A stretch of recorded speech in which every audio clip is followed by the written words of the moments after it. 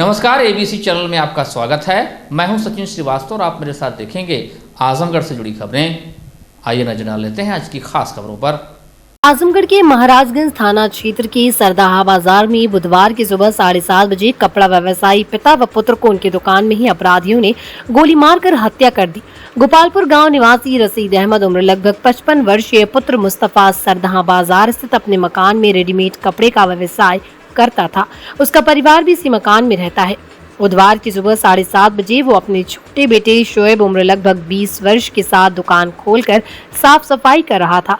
तभी बाइक सवार 3 लोग मौके पर पहुंचे और दुकान में घुसकर रशीद पर गोलियां बरसाना शुरू कर दी। बेटा जान बचाने के लिए दुकान के दूसरे हिस्से में निर्माणाधीन मकान की तरफ भागा तो अपराधियों ने उसे भी दौड़ाकर गोली मार दी, जिससे मौके पर ही दोनों की मौत हो गई। आसपास के लोगों ने बताया कि जब तक लोग कुछ समझ पाते, अपराधी हवाई फायर करते हुए मौके से फरार हो गए। घटना की सूचना पर थाना प्रभारी संजय कुमार सिंह पुलिस बल के साथ मौके पर पहुंचकर जांच पड़ताल में जुट गए।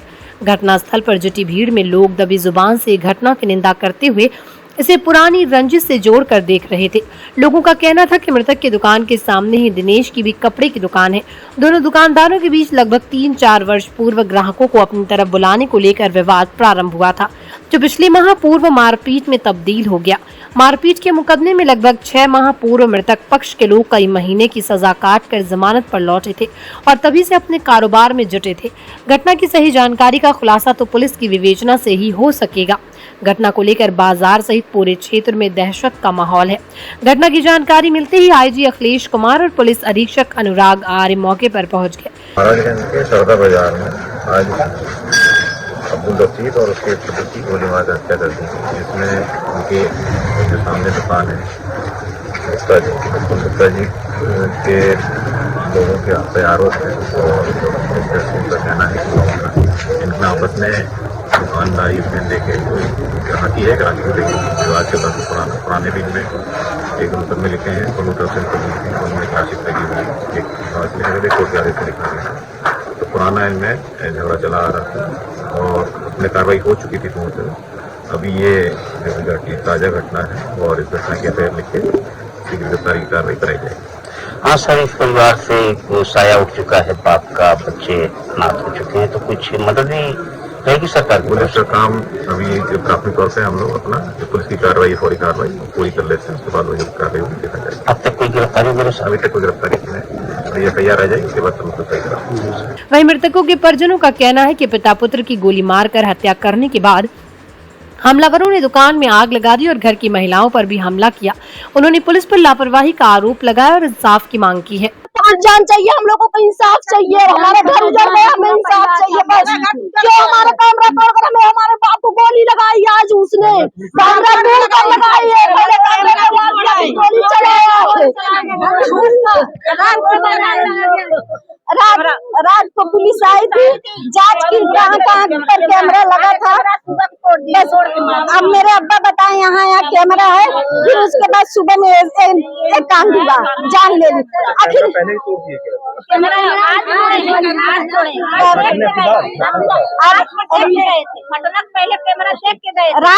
रात में आए थे पुलिस, बोले थे कहाँ पर कैमरा लगा है आपका। मेरे अब्बा सब घुमा कर दिखाए कि यहाँ पर रात में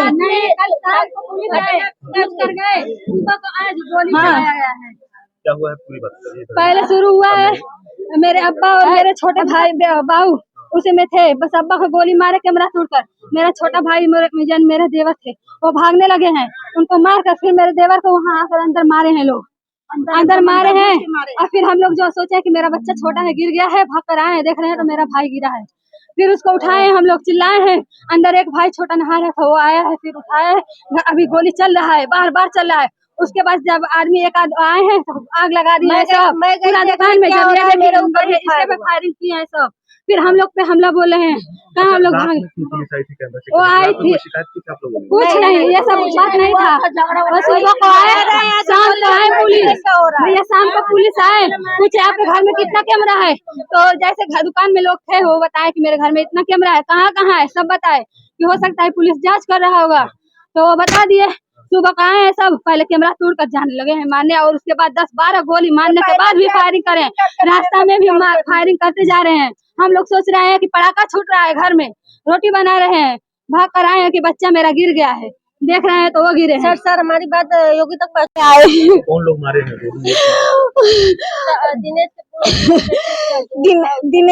दिनेश थे और उसके तीनों बेटे थे, पवन, पंकज, प्रदीप थे और उसकी माँ भी थी, निर्मला देवी। यही पर मेरे घर के सामने उसका घर है, दुकान है। कुछ नहीं, हमने मेरा भाई चला गया, जान का बदला जान। मेरा भाई पूरा जान के बजाय 10 जान मेरे सामने, मेरे रिपोर्ट में साबुत दीजिए, मैं साबुत लेंगी, मुझे साबुत देना है तुमको लोगों को, मुझे जान का बदला जान। मेरा भाई इकलौता था, वो भी अभी आज मेरा भाई चला गया है, मेरी जान का बदला जान आज में मेरे सामने मेरे जान का बदला जान भाई मेरा। आजमगढ़ के कप्तानगंज थाना क्षेत्र के पासीपुर में 18 सितंबर को फाइनेंस की गई गाड़ियों की किश्त न जमा करने पर जब्त किए गए वाहनों की पार्किंग से जबरन एक स्विफ्ट कार ले जाने के मामले में पुलिस ने 5 लोगों के खिलाफ नामजद व 20 अज्ञात के खिलाफ मुकदमा दर्ज किया है। बता दें कि घटना के बाद से ही गाड़ी से पहुंचने वाले दबंग लोगों का वीडियो वायरल हो रहा था। पुलिस जांच पड़ताल में लगी हुई थी। मामले में मंगलवार को देर रात एसपी सिटी शैलेंद्र लाल ने बताया कि 2 स्कॉर्पियो से पार्किंग स्थल पर लोग आए थे और जबरन कार को अपने साथ लेकर गए। बता दें कि मामले में पीड़ित राहुल विश्वकर्मा ने तहरीर दी थी कि नगर के डीएवी पीजी कॉलेज के पूर्व छात्र संघ अध्यक्ष शहर कोतवाली के अलवल निवासी निकी उपाध्याय, बजरंग सिंह निवासी उझौली मुबारकपुर थाना, शक्ति सिंह, कौशलेंद्र सिंह समेत अन्य लोग थे जो बीजेपी के झंडा लगी स्कॉर्पियो समेत 2 वाहनों से पहुंचे और हूटर बजा रहे थे। इसके बाद जबरन अंदर घुसकर कार को अपने साथ ले गए। तहरीर में ये भी आरोप था कि साथ में 86,000 रुपए नकदी भी ले गए और कई वाहनों की चाबी भी ले गए। मामले में फिलहाल पुलिस ने गाड़ी ले जाने के आरोप में मुकदमा दर्ज कर लिया है। गाड़ी फाइनेंस की आई थी, उसमें कुछ आए 10-11 गाड़ी आई, जबरदस्ती इन लोग गेट में से गाड़ी डाले हैं। उसके बाद गाली गलौज बदतमीजी किए हैं और हमसे अलमारी का चाबी छीने हैं। फिर उसके बाद गाड़ी का चाबी अपने से अलमारी से निकाल के, पैसा निकाल के और असलाह दिखा के एक हमारे आदमी को अंदर बैठा के, गार्ड को अंदर बैठा के असलाह पे उन लोग धमकी के रोल पे उन लोग बदतमीजी किए हैं और हमारे पॉकेट से भी कुछ कैश निकाले हैं। और उन लोग का नाम है निक्की उपाध्याय, बजरंग सिंह, शक्ति सिंह और कौशलेंद्र सिंह। क्या था गाड़ी का नंबर? गाड़ी वो लोग बदमाश थे, गुंडा थे। 40-45 आदमी लोग आए थे, 12-13 गाड़ी थी, बाहर पूरी गाड़ी थी। बदतमीजी, गाली गलौज एकदम जबरदस्ती लोग कर रहे थे। अलमारी तोड़ के निकाल दिए, सीसीटीवी में हमारे पूरा रिकॉर्ड है। अलमारी में से चाबी निकाले हैं, अंदर गन दिखा के हम लोग को धमकी दी है, कोई निकालेगा मोबाइल, पुलिस को फोन नहीं जाना चाहिए। गाड़ी का क्या नंबर? गाड़ी का नंबर था यूपी 45V2100 और एक गाड़ी का स्कॉर्पियो ब्लैक कलर की थी यूपी 32KY वो 9777। ऐसा लोग क्यों? अब उन लोग जाने क्यों किए। ग्राम पासीपुर थाना कप्तानगंज में पीसी पार्किंग यार्ड है, जहां पर फाइनेंस जो लोग नहीं दे पाते हैं गाड़ी की, उनको रखा जाता है। इनके मैनेजर के द्वारा शिकायत करी गई कि 18 तारीख में लगभग 3 बजे दोपहर में करीब 15-20 लोग आए 2 स्कॉर्पियो से और मारपीट करके एक स्विफ्ट गाड़ी जो ये लोग लेकर आए थे उसको लेकर चले गए। इस संबंध में मुकदमा अपराध संख्या 251/23 धारा 395 आईपीसी का थाना कप्तानगंज पे कायम किया गया है। इसमें 5 लोग नामजद हैं व 15-20 लोग अज्ञात हैं। विवेचना की जा रही है और साक्ष्यों के आधार पर जो सही पाया जाएगा उसके अनुसार अग्रिम कार्रवाई की जाएगी। आजमगढ़ के अतरौलिया क्षेत्र स्थित सीमा हॉस्पिटल एवं टेस्ट ट्यूब बेबी सेंटर की आईवीएस स्पेशलिस्ट डॉक्टर सीमा पांडे द्वारा आजमगढ़ शहर के हरबंशपुर स्थित पालीवाल गेस्ट हाउस में बुधवार को निःशुल्क चिकित्सा कैंप का आयोजन किया गया, जिसमें 300 से अधिक मरीजों को चिकित्सा परामर्श प्रदान किया गया। उनकी जांच की गई, उन्हें निःशुल्क दवा दी गई। इस अवसर पर डॉक्टर सीमा पांडे ने कहा कि स्वास्थ्य शिविर का उद्देश्य है कि जो निसंतान दंपति है उनको मुख्य रूप से लाभ मिले, उनके जीवन में खुशियां आए। निसंतान दंपतियों को उन्होंने सुझाव दिया कि शरीर में छोटी छोटी बीमारियां होती हैं जो हार्मोन्स के कारण बढ़ते हैं, उन्हें बेहतर दवा एवं इलाज के द्वारा ठीक किया जा सकता है, जिससे अच्छी संतान की उत्पत्ति होगी। उन्होंने ये भी कहा कि महिला को घर की एवं बाहर की जिम्मेदारी ज्यादा होती है, इसलिए उन्हें अपने स्वस्थ रहने के लिए अपने दिनचर्या को सुधारना होगा। उन्हें अपने खान पान, रहन सहन सब पर ध्यान देना होगा। मौसम के अनुसार हरी सब्जियां एवं फल का सेवन करें। यदि कोई भी बीमारी हो जाती है तो उसका तुरंत इलाज करा लें, जिससे गंभीर बीमारियों से बच सके। हम सभी को पुरानी रूढ़वादिता से ऊपर उठे और समाज को स्वस्थ दिशा दे सके। उन्होंने कहा कि हर महीने में 3 निसंतान दंपतियों का निःशुल्क इलाज करूंगी। इस तरह के कैंप भविष्य में होते रहेंगे, जिससे आप अधिक से अधिक संख्या में आकर लाभ उठाएं। तो हज़ारों रुपए में होती है वो, और शुगर की फ्री जांच करते। तो आज निसंतानता जिनको है उनका कारण की जांच हो रही है, उनका फ्री वेट, बीपी, बीएमआई, कितना उनको वजन घटाने की ज़रूरत है, कितना नहीं तो जितना उनका एक्स्ट्रा वेट है, कितना उनको एक्स्ट्रा फैट है, वो जानने के लिए, उनकी हड्डी की मजबूती कैसी है। महिलाओं की हड्डी जल्दी कमज़ोर हो जाती है और वो जांच कराने यहाँ के लोग बड़े बड़े अस्पताल नहीं जा पाते हैं, वो जांच भी हो रही है। और खून की कमी एक बहुत बड़ी चीज़ है जिसको हम दूर कर सकते हैं। तो हीमोग्लोबिन की, शुगर की, बीएमडी, बीएमआई, वेट और ब्लड प्रेशर की जांच आज इस शिविर के द्वारा हो रही है। और मैं आपको ये भी बताना चाहूँगी कि जो दंपति आजमगढ़ में रह के ट्रीटमेंट कराने में कंफर्टेबल फील नहीं करते हैं, वो मुझसे मिलने लखनऊ वंशती फर्टिलिटी इंदिरा नगर ए ब्लॉक पे भी आके मिल सकते हैं।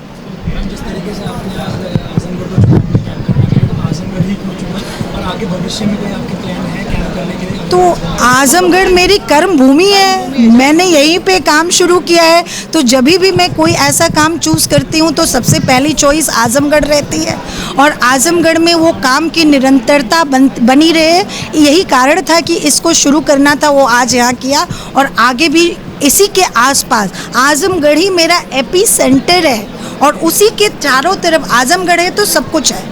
इस कैंप की सफलता के लिए inner wheel club, rotary club, Agarwal समाज, भारत एकता परिषद के पदाधिकारी एवं सदस्यों ने सहयोग किया।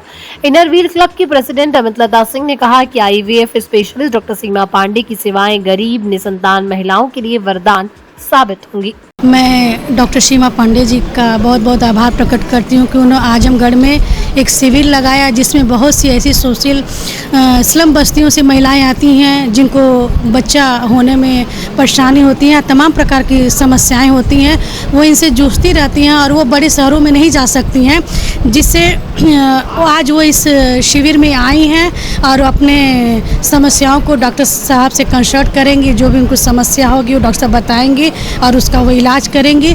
मैं बहुत बहुत धन्यवाद देना चाहती हूँ डॉक्टर सीमा पांडे जी को कि जिससे वो महिलाओं का इलाज अच्छी तरह से कर रही हैं और आगे करेंगे। और सबसे बड़ी बात है कि इन्होंने बोला है कि जो शिविर के जो भी पंपलेट जो छपा है अगर वो ले जाएंगी तो उस पर उन लोग को छूट मिलेगा। मैं जितनी महिलाओं को शिविर का ये पंपलेट दी हूँ तो उन लोग से बोल दूंगी कि वो पंपलेट अपना संभाल के रखें, जिससे आगे चल के उन लोगों को परेशानी नहीं होगी और उस छूट का लाभ भी उठाएंगे। और एक और मैं इनको बधाई देना चाहती हूँ डॉक्टर सीमा पांडे जी को, जो उन्होंने बोला महीने में 3 मैं ऐसी महिलाओं को IVF करती हूँ जो महिलाएं कहीं से भी मतलब अपनी समस्याओं को लेके आती हैं, पैसे आर्थिक रूप से वो कमज़ोर हैं और जिसकी वजह से वो कहीं से कुछ उनका निदान नहीं मिलता है, तो वो अपने माध्यम से वो करा रही हैं जिससे उन महिलाओं को संतान होने में कोई परेशानी नहीं हो रही है। मैं धन्यवाद। मेरा सौभाग्य है मैं आजमगढ़ वालों का कि ऐसी बढ़िया डॉक्टर हम लोगों को मिली हैं जो हमारे गांव जैसे शहर को सेवाएं दे रही हैं। ज़्यादातर डॉक्टर शहर भागते हैं, वो नहीं चाहते हैं कि आजमगढ़, अतरौलिया या आसपास के क्षेत्रों का चुनाव करें इस काम के लिए, लेकिन हमारा सौभाग्य है कि ये हमारे आजमगढ़ डिस्ट्रिक्ट को चुनाव किया इन्होंने। और ये सबसे बड़ी बात है, मुफ्त बात है कि हमारे यहाँ जब IVF जो होता है वो 3 मुफ्त होता है हर महीने। एक IVF अगर कराने जाइए तो कम से कम 2-2.5 लाख रुपये खर्च होता है, कम से कम। उस हिसाब से सोचिए 3 IVF करती हैं तो बहुत महत्वपूर्ण है हमारे शहर के लोगों के लिए। सौभाग्य की बात है कि लोग आवें और जुड़े इससे मुहिम से और अपना इलाज कराएं। लाखों की जनसंख्या वाला जनपद 22 सालों से जिसकी तलाश में था वो आज आपके सामने है। कौन बनेगा करोड़पति के विजेता जसलीन कुमार, जिन्होंने 2 बातें एकदम साफ कर दी कि पहला ये कि डिग्री नहीं ज्ञान महत्वपूर्ण होता है, दूसरा ये कि मंजिल निगाह में रहे तो रास्ते खुद ब खुद बन ही जाती है। कौन बनेगा करोड़पति के 15वें एपिसोड में 1 करोड़ रुपए जीतने वाले जसलीन कुमार आजमगढ़ जिले के विकास खंड रानी की सराय अवंतकापुरी गांव के एक साधारण परिवार के मोटर मैकेनिक रामसूरत चौहान के बेटे हैं। आजमगढ़ शहर के कपड़ा शोरूम में बतौर सेल्समैन कार्य करने वाली जसलीन कुमार पैसों के अभाव में स्नातक की भी शिक्षा ग्रहण नहीं कर सके। आराधिका देवी घरेलू महिला, उनकी शादी हो चुकी है, 2 बच्चे भी हैं। 1 करोड़ का क्या करेंगे के सवाल पर कहा कि पहले तो अपना कच्चा मकान गिरवाकर पक्का बनाऊंगा, उसके बाद शहर में जमीन लेकर 2 कमरे का घर बनवाऊंगा जिससे बच्चों की अच्छी पढ़ाई हो सके। उन्होंने प्राथमिक शिक्षा शहर के नवीन सरस्वती शिशु विद्या मंदिर से ग्रहण की है। तैयारी के बारे में बताया कि अखबार पढ़ने का शुरू से मुरीद हूँ, इसके अलावा भी अन्य अखबार पढ़ता रहा। साल 1998 से मैं लगातार अखबार पढ़ रहा हूँ। इससे अंतर्राष्ट्रीय, राष्ट्रीय, खेल, राजनीति और मनोरंजन हर क्षेत्र की जानकारी मिल जाती है। मैं 1 करोड़ और 7 करोड़ रुपए के सवाल के लिए उन जानकारियों के नोटबुक बनाया था। उन्होंने बताया कि हॉट सीट तक पहुंचने में मुझे 12 साल लग गए। मुझे पता था कि केबीसी में पहुंचकर ही मेरी परिस्थितियां सुधर सकती हैं और मेरे सपने पूरे हो सकते हैं। मुंबई में प्रोग्राम के दौरान सेट का तापमान बहुत कम था, मुझे ठंड लग रही थी, तो मैंने ये बात बच्चन सर को बताई तो उन्होंने अपनी जैकेट उतार कर मुझे दे दी। उनसे जैकेट मिलना और उनके गले लगना मेरी जिंदगी का अनमोल पल था, ये मुझे हमेशा याद रहेगा। मैंने उस जैकेट को एकदम संभाल कर और पैक करके रखा है।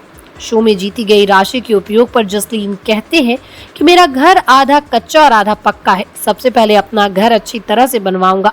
अच्छा घर मेरे छोटे भाई बहनों और माता पिता का हमेशा से सपना रहा है।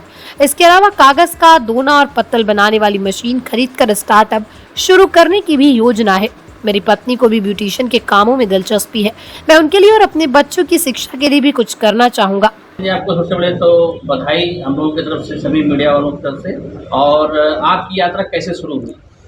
सर मेरी जर्नी करीब 2011 से शुरू हुई, 12 साल पहले।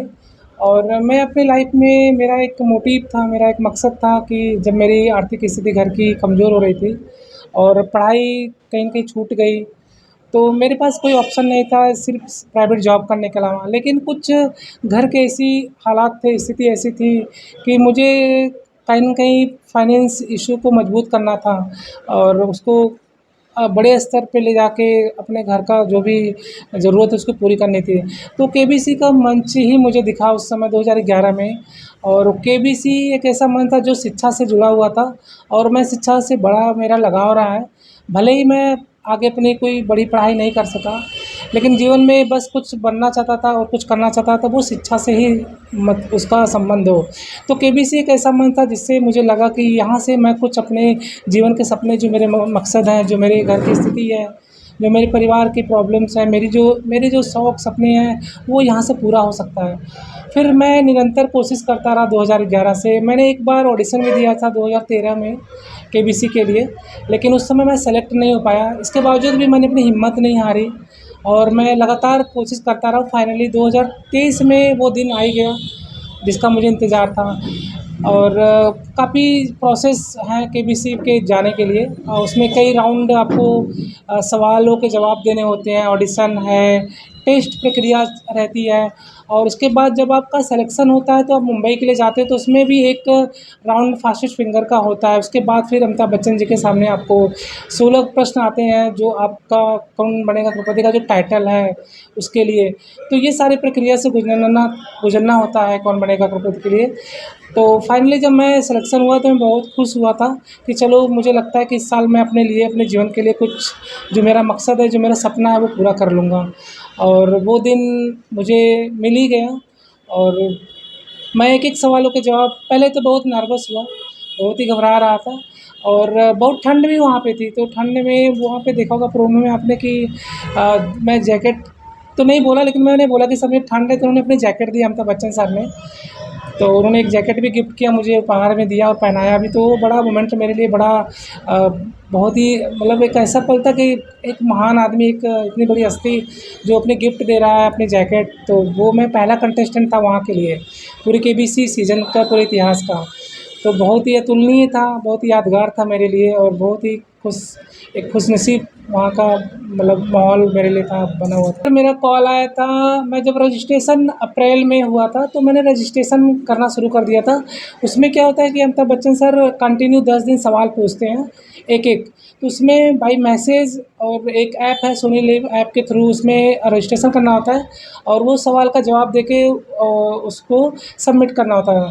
तो वो कंटिन्यू 10 दिन मैंने किया था। तो उसके कुछ ही दिनों बाद मेरा फ़ोन आया, कॉल आईवीआर के थ्रू होती है जिसमें आपकी पूरी डिटेल होती है, आपका नाम, एज वगैरह और आपका स्टेट का नाम होता है और उसमें फिर 2 क्वेश्चन पूछे जाते हैं करंट अफेयर से या जीके रिलेटेड। तो वो 2 सवालों के जवाब मैंने दिए।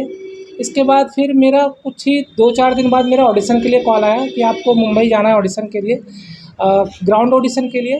तो वहाँ पे जब मैं ग्राउंड ऑडिशन के लिए जब मैं मुंबई 28 मई को जाता हूँ तो फिर वहाँ पे मैं 20 रिटन टेस्ट देने होते हैं मुझको पहले इंटरव्यू क्वालिफाई करने के लिए। तो 20 रिटन टेस्ट में जीके से रिलेटेड, हिस्ट्री से रिलेटेड सारे क्वेश्चंस होते हैं करंट अफेयर से। उसका जवाब देने के बाद मैं जब सेलेक्ट होता हूँ कि आप इंटरव्यू के लिए फ़ाइनल हो और इंटरव्यू में मुझसे मेरे फैमिली के बारे में, मेरे बैकग्राउंड, मेरे ज़िले के, मेरे आजमगढ़ और मेरे परिवार के और मेरे बारे में पूछा जाता है तो मैं वहाँ पे जवाब देता हूँ।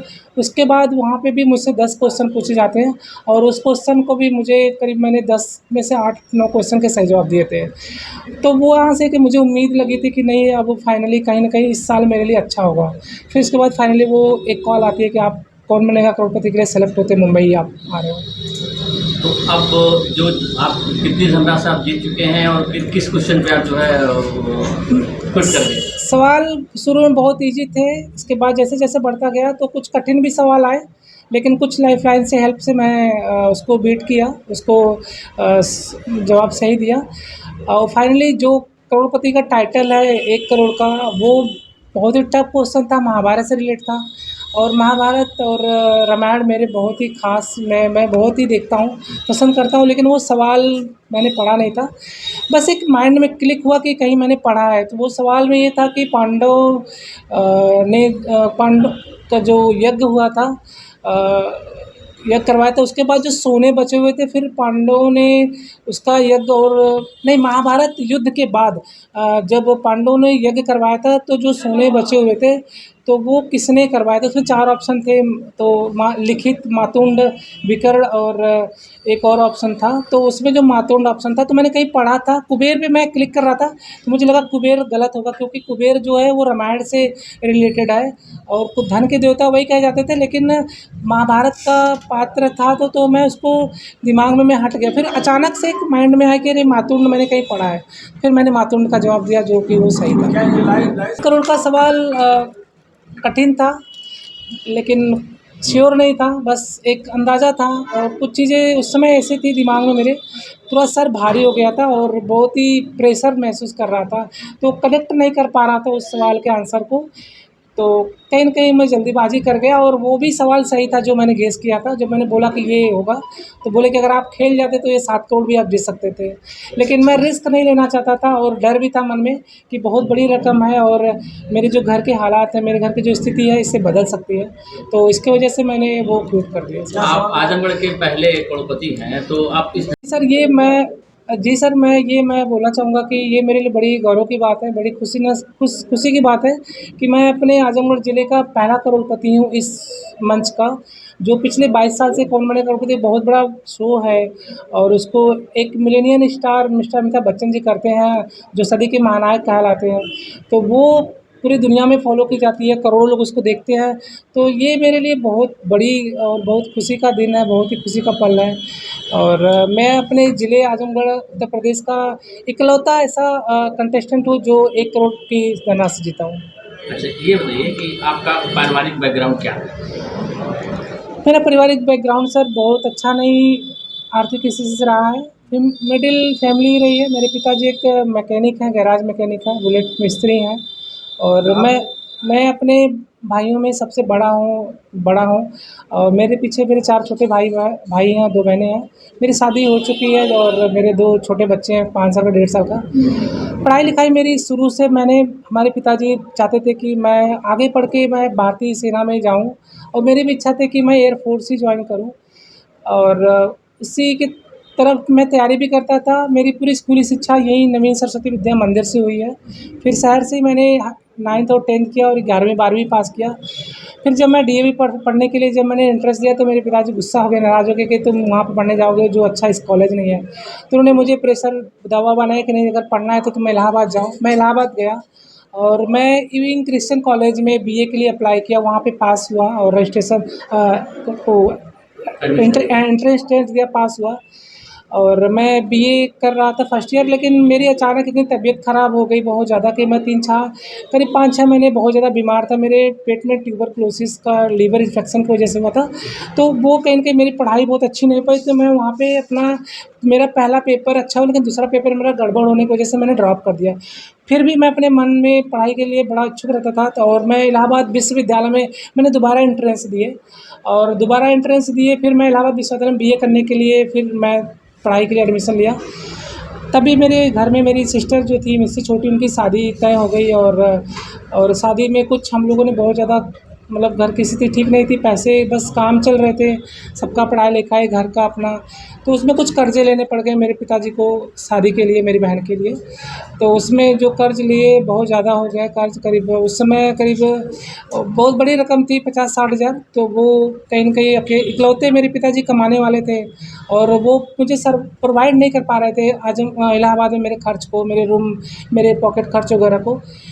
पढ़ाई वो मैं एक बड़े होने के नाते मैं बहुत ही टेंशन में तनाव में रहता था, क्योंकि मैं बचपन से बहुत ही सेंसिटिव भाव मेरा रहा है। मैंने पारिवारिक और सामाजिक में जीवन में ही मैं अपने आप को सोचता हूँ कि फिर आपने खुद जॉब करने का सोचा? फिर मैं जॉब करने के लिए ट्राई किया, कोशिश की, लेकिन इलाहाबाद में कहीं जॉब नहीं मिली। फाइनली मैं वो मैंने पढ़ाई छोड़नी पड़ी और मैं दिल्ली चला गया। फिर प्राइवेट कंपनी में काम करने लगा। अचानक 2011 में एक मैसेज आता है कि आप एक रजिस्ट्रेशन करिए और करोड़पति में भाग लीजिए। वो दिन मेरे लिए एक ऐसा हुआ जैसे कोई चमत्कार जैसा हुआ। और मैं उस दिन से सर मैं आपको रियली बताऊं, मैं लग गया एकदम कंटिन्यू कि बस अब मंजिल मिल गई है मुझको। और 12 साल बीत भी गए, पता भी नहीं चला, लेकिन फिर भी मैंने अपनी उम्मीद और अपनी कोशिश नहीं छोड़ी थी। वर्तमान में आप क्या कर रहे हैं? अभी मैं एक रिटेल सेक्टर है, कपड़े का गारमेंट है, शोरूम है, वहाँ पे काम कर रहा था। हालांकि मैंने रिज़ाइन डाल दिया क्योंकि मुझे ये ज़रूरी था, मेरे पास टाइम नहीं था, पढ़ाई करना था और मेरे जीवन का सबसे बड़ा मकसद था। नौकरी तो मैं कभी भी कर सकता था क्योंकि प्राइवेट सेक्टर की जॉब थी, तो वो मेरे लिए बहुत बड़ा इम्पोर्टेंट नहीं था। मेरे लिए सबसे बड़ा मेरे जीवन का इम्पोर्टेंट केबीसी था, तो केबीसी के लिए मैंने जॉब छोड़ी। क्या करेंगे? इस धनराज का सर मेरा घर कच्चा भी है और थोड़ा पक्का भी है, तो सबसे पहले मेरा जो घर कच्चा है उसको थोड़ा सही करा के रूम वूम बनवाऊँगा। बाकी एक छोटा सा स्टार्टअप डालूँगा अपने लिए कि एक अपना छोटा सा बिजनेस स्टार्ट करूँ। और मेरे जो बच्चे हैं, दो बेटे ही रखूँगा अपने, और उनके जो शिक्षा में, जो पढ़ाई में जो खर्च होगा वो उनको, जो मैंने कंप्रोमाइज़ किए हैं अपनी लाइफ में, अपने शौक़, अपने शिक्षा को लेके, वो शायद मैं कंप्रोमाइज़ नहीं करूँगा उनके लिए और उनको कोशिश करूँगा कि उनको आगे पढ़ाऊँ लिखाऊँ। देश के लोकप्रिय टीवी प्रोग्राम कौन बनेगा करोड़पति पर अपनी जानकारी के बल पर 1 करोड़ का पुरस्कार जीतने वाले युवक जसलीन कुमार का आजमगढ़ शहर के कुंवर सिंह उद्यान के सामने स्वागत किया गया। इस दौरान वरिष्ठ neuro surgeon doctor Anoop Singh Yadav, व्यापारी नेता विवेक अग्रवाल समेत अन्य लोग neuro surgeon doctor Anoop Singh Yadav ने उनकी उपलब्धि को जनपद के लिए बहुत बड़ा बताया। उन्होंने कहा कि जसलीन इस बात के उदाहरण है कि लक्ष्य के प्रति समर्पण भाव ही आपको सफल बना सकता है। एक बहुत बड़ा दिन है। जसलीन ने जो किया और जिस तरीके से उन्होंने आजमगढ़ को पूरे देश में सम्मान दिलाया, आज मैं कहूँगा कि हम आजमगढ़ का हर एक बच्चा हर व्यक्ति अपने आप को गौरवान्वित महसूस कर रहा होगा। और जो जसलीन जी की जो मैंने भावनाएं देखी, शिक्षा के प्रति जो इनका डेडिकेशन देखा, वो चीज़ आज के समाज की बहुत बड़ी ज़रूरत है। आज के बच्चे, जसलीन उस पीढ़ी के थे जहाँ पे बच्चे बहुत तेज़ी से मोबाइल गेम, एनिमेशन मूवीज़, इन सब चीज़ों में इन्वॉल्व रहते हैं। और जसलीन उस पीढ़ी से होते हुए उन्होंने अपने जीवन का एक लक्ष्य चुना और ये साबित करके दिखाया अपने एक हार्ड कोर मेहनत से। दिन रात वो दिन में काम करते थे, रात में मेरे ख्याल से रात में पढ़ने का समय निकालते होंगे। किस तरीके से ये जब कह रहे थे तो मैं वही सुन रहा था और सोच रहा था कि जसलीन ने कितने संघर्षों के साथ इस मुकाम को पाया है।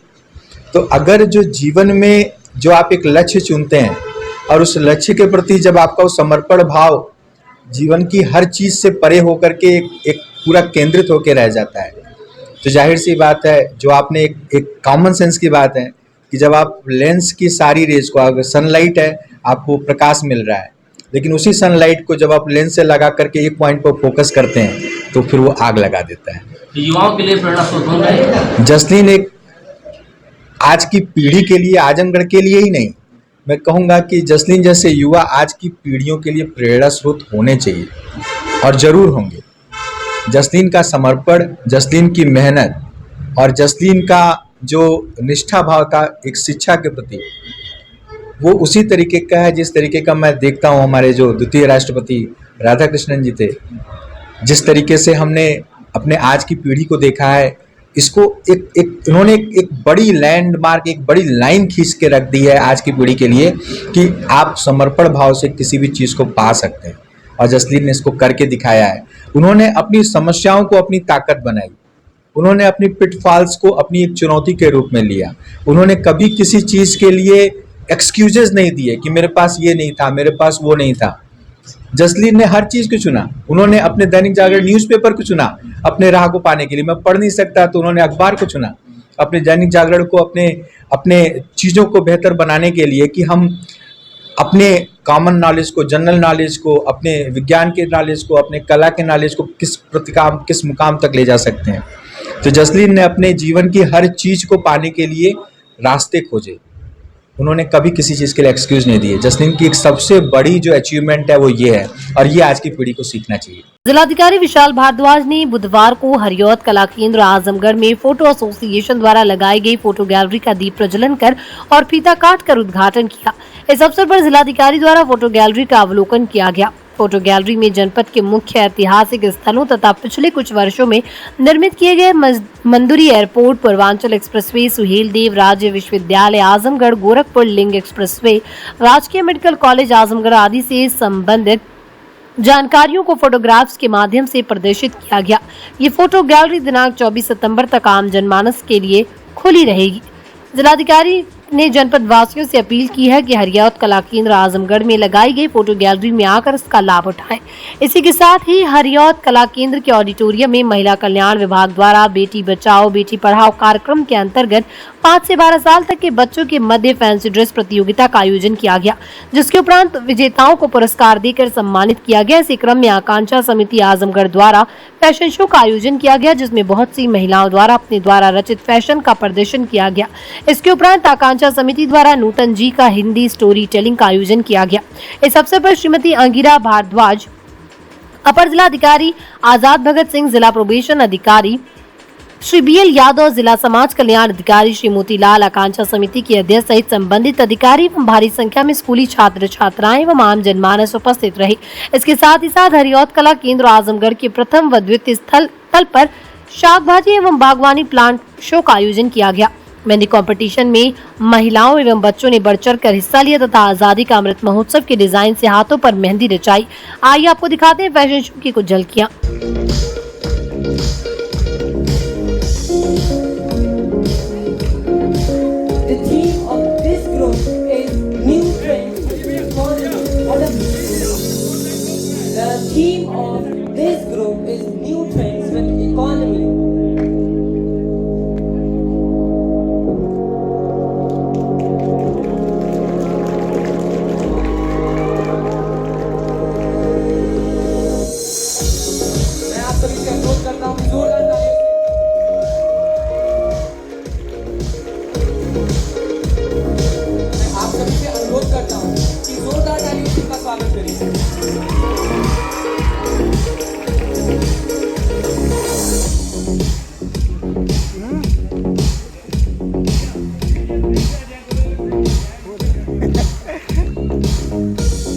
The designer is Shushmita and the presentation is by Shushmita and the team.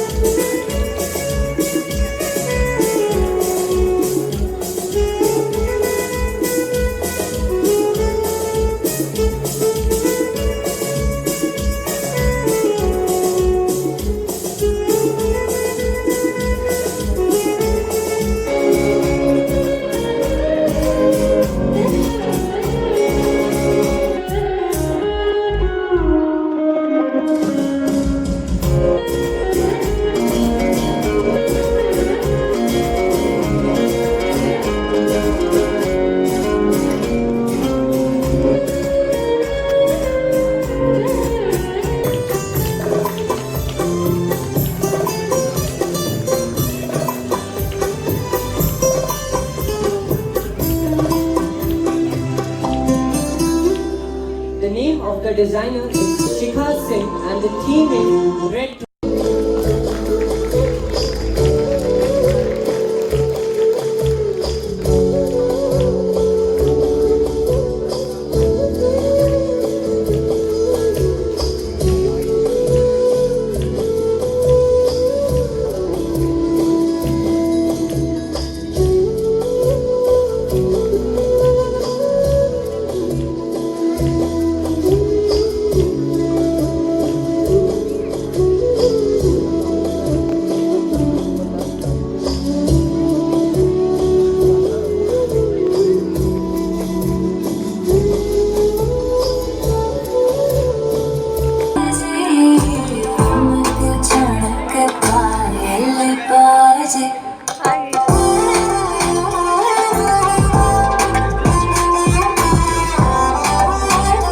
Azamgarh जिले के सिधारी थाना अंतर्गत मतौलीपुर के ग्रामीणों ने बुधवार को दिन में कलेक्ट्रेट पहुंचकर प्रदर्शन कर नेशनल हाईवे से गांव तक सर्विस रोड की मांग की। जमकर नारेबाजी करते हुए जिला प्रशासन को ज्ञापन सौंपा। जिला पंचायत अध्यक्ष विजय यादव समेत मतौलीपुर गांव के लोगों ने बताया कि उनके गांव के सामने नेशनल हाईवे के बन जाने से गाँव के लोग कई किलोमीटर घूमकर सफर तय करके अपने गाँव तक पहुँच पाते हैं। इसको लेकर कई बार अधिकारियों को अवगत कराया गया कि NHI द्वारा खोजापुर से मतौलीपुर तक सर्विस रोड बनाया जाए, लेकिन कोई सुनवाई नहीं हो रही है। आपको बता दें कि कुछ दिन पूर्व गांव वालों ने सर्विस रोड की मांग को लेकर चक्का जाम भी किया था। जो 4 लेन बनी हुई है उसके बगल से सर्विस लेन चाहिए। अगर ये सर्विस लेन नहीं बनता है तो 10 गांव प्रभावित होंगे, आने जाने का रास्ता बाधित हो जा रहा है और ये बहुत ही बड़ी समस्या है ग्राम सभाओं की। तो कम से कम हमें लगता है ये 3 किलोमीटर या 4 किलोमीटर से रोड है ये सर्विस लेन। अगर ये बन जाता है तो 10 गांव का बहुत ही लाभ होगा इससे। इसी की मांगों को लेकर यहाँ पर सब लोग उपस्थित हुए। और एक मामला है मतौलीपुर का चकबंदी का मामला जो काफी दिनों से रुका हुआ है। ऑर्डर भी हो चुका है हाई कोर्ट से, डीएम साहब का भी आदेश हुआ है और पता नहीं क्यों चकबंदी विभाग में रुका हुआ है। इस वजह से सभी लोग इकट्ठा होकर यहाँ पर उपस्थित हुए डीएम साहब के यहाँ कि अपनी बातों को रखा जाए और इस पर जल्द से जल्द कार्रवाई की जाए। मैं NHI के बगल से सर्विस रोड के लिए हमारे पूरे क्षेत्र की जनता आई है, उसी के मांग के लिए हम लोग उपस्थित हुए हैं। कम से कम 12-13 गांव ग्रसित है रास्ता को लेकर, तो रास्ता हम लोगों को बहुत जरूरी है सर, आवश्यकता है। इससे पहले भी आपने? हाँ सर, इसके पहले भी सर हम लोग हाईवे पर धरना प्रदर्शन किए थे, लेकिन हम लोग को मतलब 5-6 बार हम लोग धरना प्रदर्शन कर चुके जब से NHI का रास्ता बन रहा है। NHI वाले हम लोगों से वादा करके आप लोगों को रास्ता हम लोग देंगे, लेकिन सर नहीं दे रहे हैं। तो उसमें जिसका खेत है उसका कहना है कि NHI ने हमें पैसा। सर उनके खेत से हमसे क्या मतलब है? NHI से मतलब है ना। NHI से? हाँ, हमको NHI से मतलब है। वो रास्ता बता रहे हैं कि जैसे हमारे खेत में ये रास्ता मांग रहे हैं। हाँ, नहीं तो सर गलत है ना। वो NHI विभाग उनका नाप कर क्लियर करे कि उनका कहाँ तक है। NHI विभाग का जिम्मेदारी है सर ना, वो अपनी जमीन से मांकन करे कहाँ तक है उनसे। हम लोग सर सर्विस रोड हम लोगों को बहुत आवश्यकता है सर, सर्विस रोड हम लोगों को आवश्यकता है, चाहिए जरूर। Life style furniture, Belnadi, Azamgarh. सभी प्रकार के फर्नीचर एवं इलेक्ट्रॉनिक सामानों की भरपूर रेंज उपलब्ध। हमारे यहाँ EMI की सुविधा 0% ब्याज पर उपलब्ध। इलेक्ट्रॉनिक सामानों में LED TV, refrigerator, washing machine, air conditioner, air cooler, deep freezer, water cooler, mixer, juicer, iron, fan और इंडक्शन। फर्नीचर के सामानों में बेड, सिंगारदान, अलमारी, सोफा, मेज, कुर्सी, रिवॉल्विंग चेयर, रैक, स्टूल, संडली, सीढ़ी, गद्दा इत्यादि। शादी विवाह की हो तैयारियां, ऑफिस और घर के लिए सामानों की करनी हो खरीदारी, पहुंचिए life style furniture, Belnadi, Azamgarh. Paradise international school Hirapatti, Azamgarh. Admission open. Play group to class 10। CBSE pattern English medium school, in house developed digital learning platform, true digital smart school, well qualified teaching staff, well designed composite science lab, fully equipped computer lab, fully furnished library, edge per CBSE standards, outdoor and indoor play facility for overall development. Our branch Kids Paradise Fun of Learning Playgroup section of Paradise International School, 200+ design activity kits and play zone for Kids Paradise Playgroup section. Sarvodaya महिला PG college, गोरठ, Harbanspur, Azamgarh. प्रवेश प्रारंभ सत्र 2023-2024। स्नातक कला संकाय हिंदी, संस्कृत, अंग्रेजी, भूगोल, शिक्षा शास्त्र, मनोविज्ञान, समाजशास्त्र, गृह विज्ञान, प्राचीन इतिहास। स्नातक विज्ञान संकाय भौतिक विज्ञान, रसायन विज्ञान, गणित, प्राणी विज्ञान, वनस्पति विज्ञान, स्नातकोत्तर कला संकाय, समाजशास्त्र, गृह विज्ञान, स्नातकोत्तर विज्ञान संकाय, भौतिक विज्ञान, रसायन विज्ञान, प्राणी विज्ञान, वनस्पति विज्ञान। महिलाओं के लिए BTC, DLED में एडमिशन ओपन, सिर्फ 50 सीट उपलब्ध, जल्दी करें।